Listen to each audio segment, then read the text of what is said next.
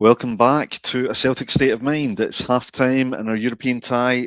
Celtic 1, VfB Stuttgart 2. I am joined by Sean Conley. Really appreciate you coming on at this time, Sean. I think you just mentioned that it's 5 a.m. And you've got a potentially restless child. So if you do have to drop off, that's absolutely fine. But I appreciate having you here. There was a Clint Eastwood reference on the pre-match, Sean. I think in that first half we saw a little bit of good, so a fair amount of bad, and there was an awful lot of ugly on that park. Break it down for us. Obviously, we had the start of the game. There was a 4-minute delay from the protest by fans, which is fine. I don't really have a problem with that, especially at that point in the game. You don't need to do another warm up at that point, and it was only 4 minutes. The main downside of it is that for some reason, Kasper Schmeichel, whenever there's a protest, gets absolutely rattled, and that happened again today. I can't remember who the last one against. It was against Kilmarnock or Falkirk or something. I can't remember. And it absolutely put him off his game. And you can see it pretty much from the outset today, where there was a free kick into the box. He was indecisive. Then, like 10 minutes later, like we're 1-0 down, and again it's on Kasper Schmeichel's left hand / feet. I don't know what would you blame it on? Like, would you say it on he's not getting down because he's too scared to use his left hand? Would you say he's not moving his feet? Because look, it was a pretty trundly shot that was pretty close to him. So I feel like he could have got it either by getting down quicker or by moving his feet, and he did neither. Like he was partly to blame with the kick out as well. Tanecki was pathetic in the build up to that first goal. Like very poor in the air. Not strong enough. Yeah, they're under pressure, so Schmeichel just empties it, and like may as well just passed it straight to them, because like Tanecki's the man that's targeted, and he doesn't put any challenge on the ball, so it just comes straight back. And then we've got like a 10-minute spell after that where we get back into it. We show a bit of intent, and we get a team press. Nygren results in Nygren interception. Very calm finish, very good goal. I actually thought it was Maeda that I assumed, based on the high pressure, that it was Maeda that had got it, and I was expecting him to miss, but it was actually, I was like, oh, good, it's Nygren, and he goes around the goalie and calmly finishes. And then we kind of chuck it after that, to be honest, even before we go 2-1 down. Like, the goal was kind of coming, the press, it disappeared. We had nothing. Like, I think there was one attack down the right about 5 minutes in, and apart from that, nothing has materialized down the right. There's been times where it's gone down there and Nygren's been on his own with 3 men pressing him.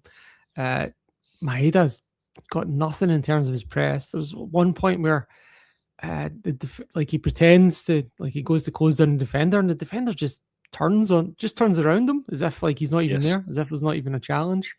So it's like Tanecki's been pretty poor as well on the other side.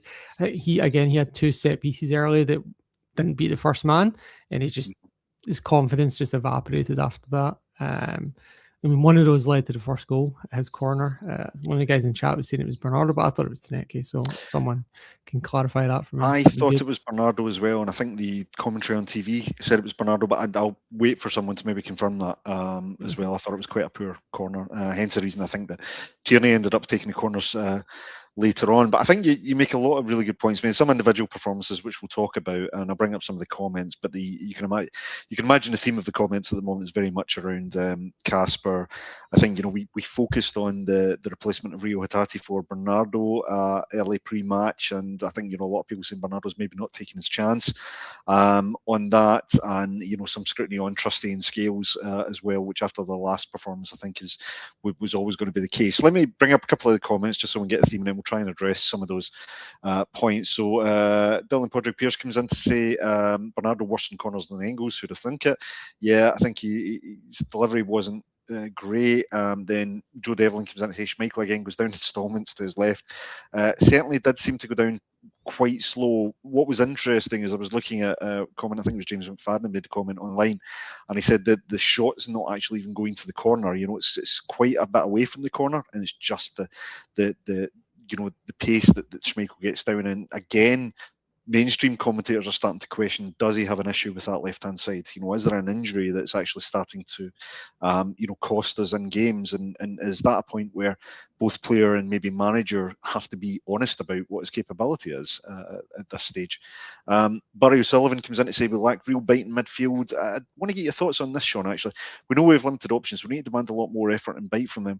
I felt there was a bit of lack of intensity in the midfield, and I actually felt at times it felt like Stuttgart had almost 4 players up front because they were able to bypass the heart of our midfield quite easily in that first half. What did you make of that? Because we seem to be under a lot more pressure than I would have expected.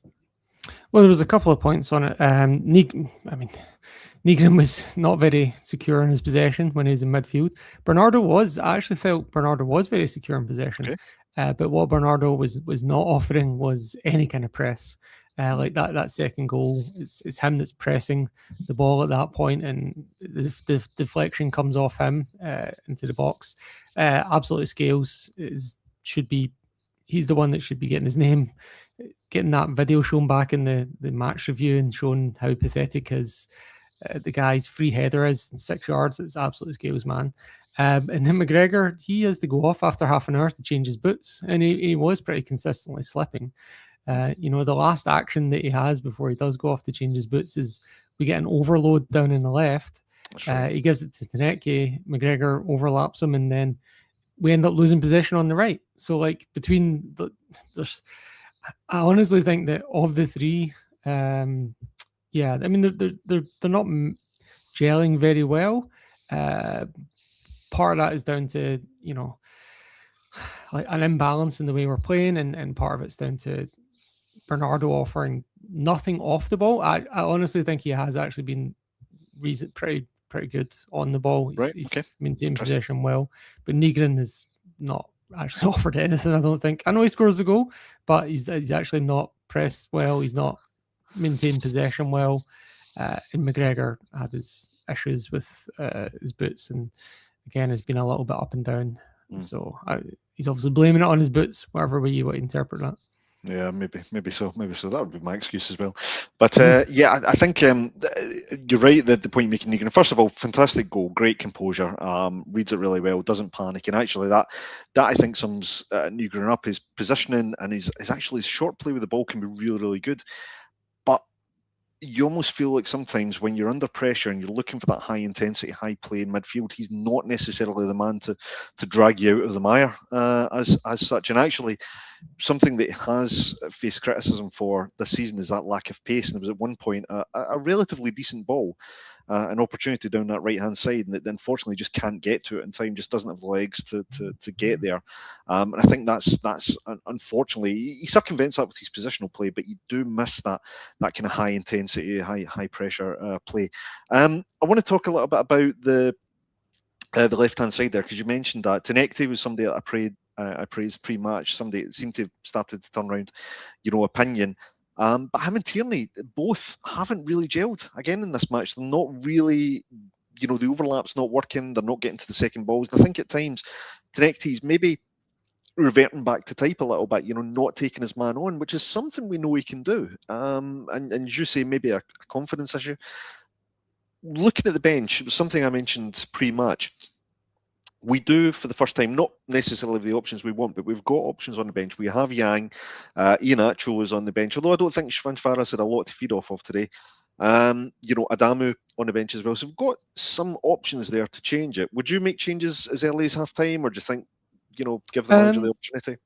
Yeah, I know you've started that. You preambled that with Taneke, but I think both our wingers have been pretty poor. Maeda has been worse, I think, than Taneke.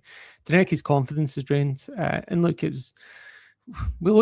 was a spell about 10 minutes in where we were testing it out, and Stuttgart kind of physically, put it on us a little bit, and a lot of them have just kind of shrunk away from it, particularly Taneke and Maeda.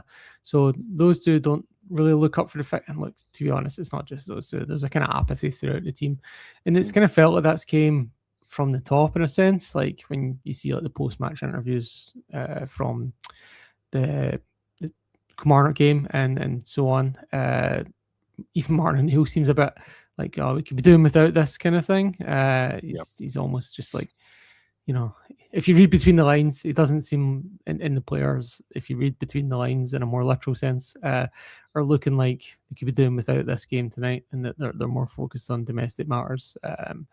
Other than a 10-minute spell, which did result in a goal, and it resulted in a goal in the same way that we've actually got quite a lot of goals in Europe this way. I think it was Feyenoord, Bologna. I think from the high press we get these goals, but then there's not been enough of it other than that 10-minute spell. So there's a lot of players on the bench. Maybe Van Schaar has actually been decent, but he's been isolated. Like towards the end of that half, he was getting dragged out wide to try and get involved, and that it wasn't helping. Like it wasn't creating an overload. It was just we were a man down in the middle, and we're missing a player in the middle, so it wasn't really helping.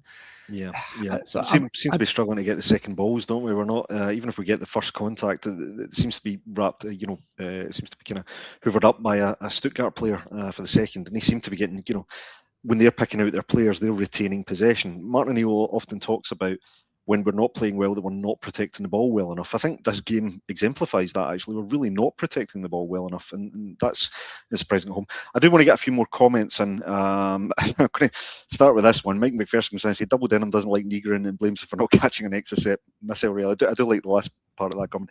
I genuinely do like Negrin. I think he is, his numbers are incredible. I think that's 18 goals this season from midfield, which is, I think I saw that, which is some incredible numbers. I think, what I was trying to make the point earlier, Mike, is that I think there's a trade-off with Negrin. I think he's got fantastic positional ability. I think he reads the game quite well. And actually, I think his use of the ball, like when the ball's close to his feet, he can get past players. I think that the trade-off is that he doesn't necessarily have the pace that some of the other players have. I think if he did, he'd have cost us far more than what we paid for him, and possibly would have been unattainable. I also think that he's not a high-intensity player. I think he has made some improvements in that over the past few games. Even Paul John mentioned that recently, but I still think that you need players around him that can kind of cover for some of those deficiencies. But no, certainly don't mistake it for not liking a player. I'm incredibly grateful that we've got Negrin this season, because I think if we didn't, we'd be in real trouble. Willie Green comes in. It's quite a strong comment, but I think I want to make sure everybody gets an opportunity. And he's coming in the Facebook, Willie. So thanks for that. Utter dross. What does it take for Schmeichel to be dropped? Making too many mistakes too many times now. And as for the cowardly centre backs, constantly passing back from a position of attack, ridiculous. Yeah, a few folks in the Acsom group chat were pointing about Scales and Trusty not moving the ball forward, not moving it quick enough. Sean, we seem to be. It's just going side to side too often, and actually it's putting a little bit of fear into me, because again, with Casper maybe not as mobile as we'd want, and they're pressing. You've got I think it was Undev, El Canus, and I think they're number 4, Vagnoman, I think he was.